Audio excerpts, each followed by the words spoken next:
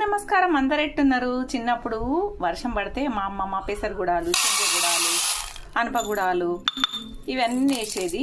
నాకు ఇప్పుడు వర్షం పడ్డది కదా, గుడాలు వేయాలని గుర్తొచ్చింది. మీకు కూడా చూపిస్తా.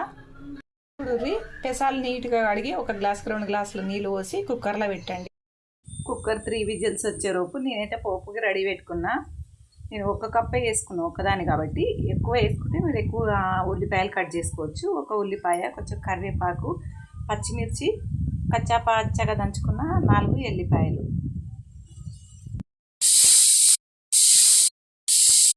కుక్కర్ పక్కన పెట్టుకున్నామండి.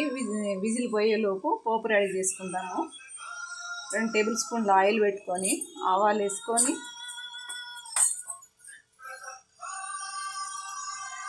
జీలకర్ర వేసుకోండి. ఆ తర్వాత పచ్చిమిర్చి వేసుకోండి.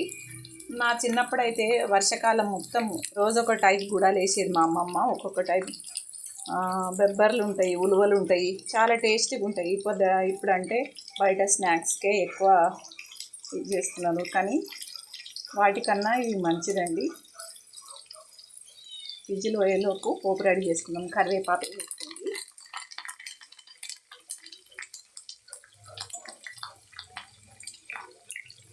కొంచెం దూరగా అయ్యాక ఎల్లిపాయలు వేసుకోండి. ఎల్లిపాయలు కొంచెం దూరగా అవ్వాలి, టేస్టీగా ఉంటాయి. ఎంతైనా వెనకటి పుళ్ళు వేరండి.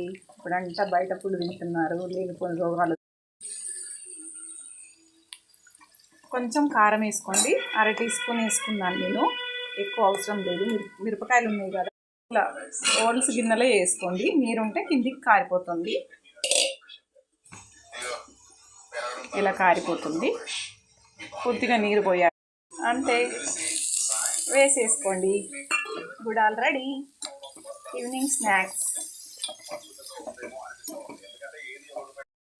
పెసరగుడాలు రెడీ. మీరు కూడా ట్రై చేయండి.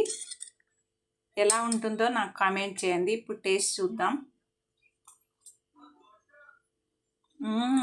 అన్నీ దీంతో పచ్చిల్లిపాయలు కూడా కొరుక్కుంటూ తింటే బాగుంటుంది. నేను సాల్ట్ పెసాలలో వేసి ఉడికించాను, పైనుంచి కూడా వేసుకోవచ్చు మీరు, అది మీ ఇష్టం.